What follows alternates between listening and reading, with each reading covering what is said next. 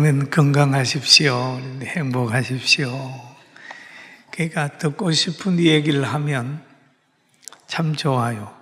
그런데 전혀 옆에 사람하고 생각이 다를 수도 있어요. 그러나 하나님은 우리를 사랑하고 있고 구원받은 것 자체가 엄청난 영광입니다. 할렐루야. 우리 한번 감사합니다. 사랑합니다.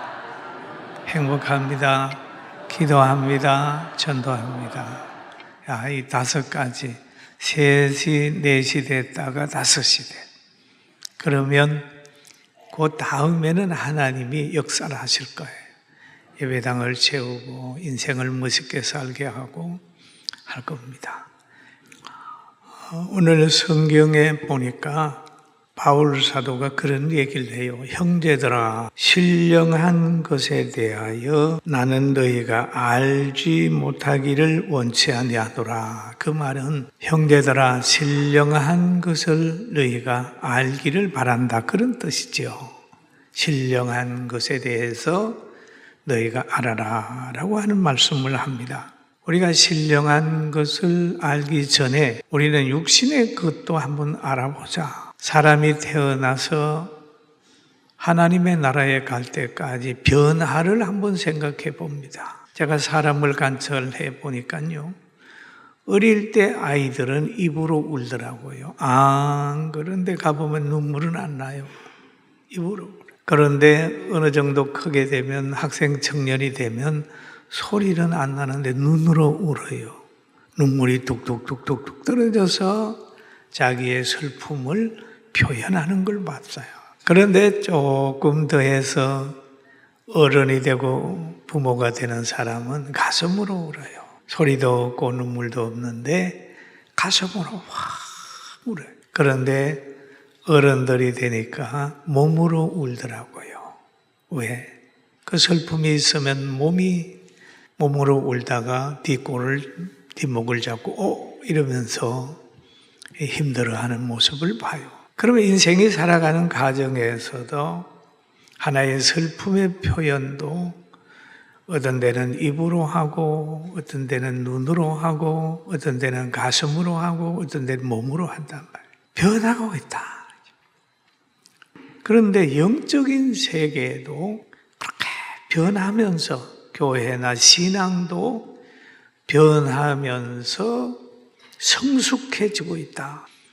그래서 성경에 야고보서는 이런 얘기를 해요. 행함이 있는 믿음과 행함이 없는 믿음에 대한 이야기를 하고 있어요. 왜 행함이 없는 믿음은 어떤 믿음이냐? 말로만 하는 믿음이다.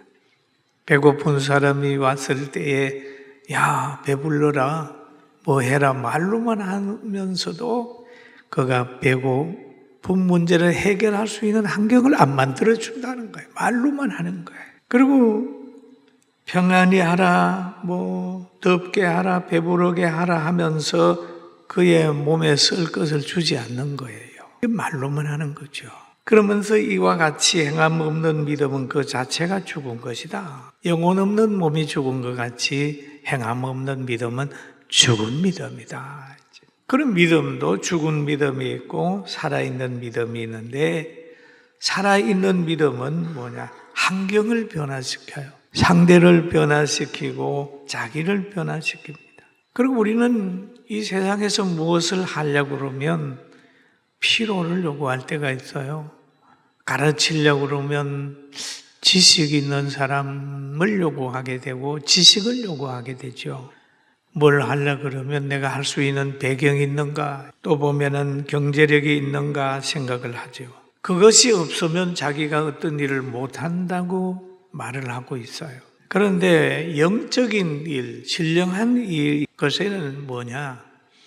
세상 사람들이 추구하지 않는 가장 귀한 게 있다.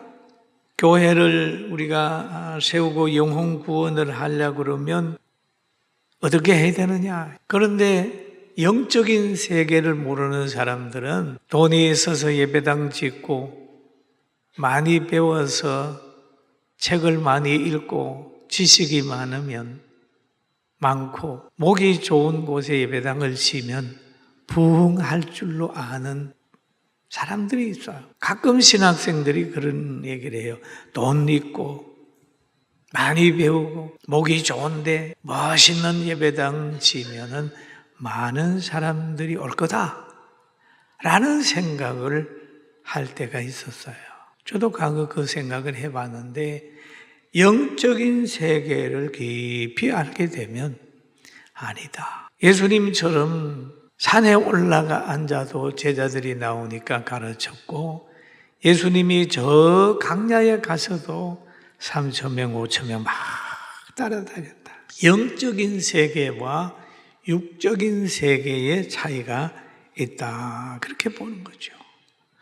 그래서 바울 사도는 고린도 교회에다가 하는 말이 신령한 것에 대하여 나는 너희가 알지 못하기를 원치 않는다. 여러분의 행복도 마찬가지예요. 환경이 좋고 돈이 많고 건강하고 그렇다고 행복한 건 아니다.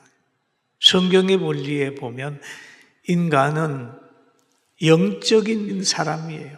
그래서 영혼의 만족함이 있을 때 비로소 행복이 있지, 영혼의 만족이 없이 부와 인기는 불안의 씨가 되고, 그것이 바로 마약을 하게 되고 탈선을 하게 되고 죄를 짓게 되는 거죠. 그래서 우리가 영적으로 잘 살려고 하면 성령의 은혜를 덧입어야 된다 하는 걸 성경이 우리에게 가르치고 있어요. 여러분, 오늘 은혜 받은 여러분, 성령의 사람이 되시기를 주의 이름으로 축원합니다. 그러면서 한 말씀 더 붙이는데 고린도전서 12장 2절에 이렇게 얘기를 하죠. 너희도 알거니와, 너희도 알거니와, 너희가 이방인으로 있을 때에 말 못하는 우상에게로 끄는 그대로 끌려갔느니라 라는 얘기를 하죠. 너희가 예수님을 영접하기 전에, 그 말이죠. 세상의 모든 지식과 가치관과 모든 것에 끌려다녔다는 거죠.